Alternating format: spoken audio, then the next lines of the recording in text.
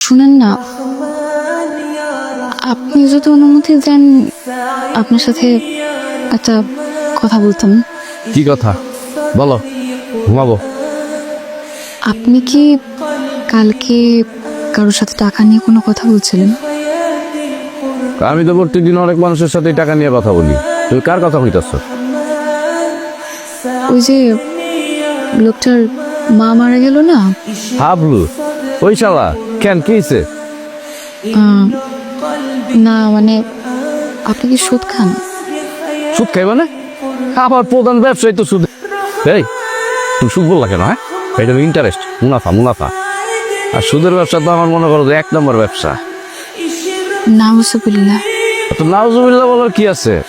পৃথিবীতে যত মানুষ বড় লোক হইছে সবাই ম্যাক্সিমাম মানুষ সুদ খেয়ে তারপরে বড় লোক হইছে। আর এটা তো বড় বড় ব্যবসা পৃথিবীতে, সব সুদের ব্যবসা, ব্যাংকের ব্যবসা, মহাজনের ব্যবসা। আমি বললে দোষ কি? ওর কথা জানি না, কিন্তু আপনি যে সুদ খান সেটা আমি এখনো বিশ্বাস করতে পারছি না। তোমার বিশ্বাস করা দিয়া না করা দিয়ে আমি কি করবো? হ্যাঁ, কানের কাছে ঘ্যাম ঘ্যাম করো না তো, ঘুমাইতে দাও। শুনুন না, আমার কথাটা এখনো শেষ হয়নি। ইসলামের সুদ খাওয়া কঠোরভাবে নিষিদ্ধ করা হয়েছে, কারণ এটি সমাজে অন্যায় বৈষম্য সৃষ্টি করে এবং এটি অর্থনৈতিক শোষণেরও মাধ্যম। কোরআন ও হাদিসে সুদ গ্রহণ এবং প্রদানের জন্য কঠোর সতর্কতা দেওয়া হয়েছে। আল্লাহ সূরা বাকারায় বলেছেন, যারা সুদ খায় তারা কিয়ামতের দিন সেই লোকের মতো উঠে দাঁড়াবেন যাকে শয়তান স্পর্শ করে উন্মাদ করে দিয়েছে। তিনি আরো বলেছেন, যদি তোমরা সুদ থেকে ফিরে না আসো তবে আল্লাহ ও রাসূলের কাছ থেকে তোমরা যুদ্ধের ঘোষণা শুনে নাও। এক হাদিসে রাসূল সাল্লাল্লাহু আলাইহি ওয়াসাল্লাম বলেন, 1 দিরহাম সুদ ইচ্ছাকৃতভাবে গ্রহণ করা 36 বার ব্যভিচারের চেয়েও গুরুতর পাপ। তাই অনেক রাত হয়েছে, এখন কি তোর ভালো লাগতেছে? আর ঘ্যাম ঘ্যাম করবি না, ঘুমাইতে দে। আপনার দোহাই লাগে, আপনি আমাকে কথা দিন আপনার কখনো সুদ খাবেন না।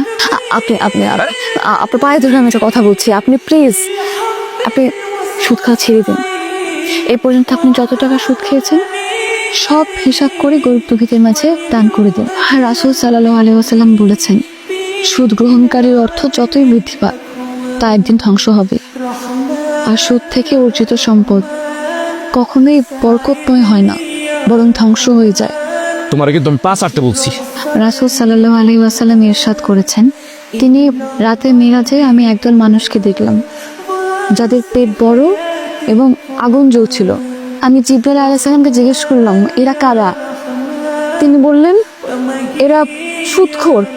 নাউজুবিল্লাহ। রাত্রেবেলা ঘুমাইতে দিল ওরা সাথীরা।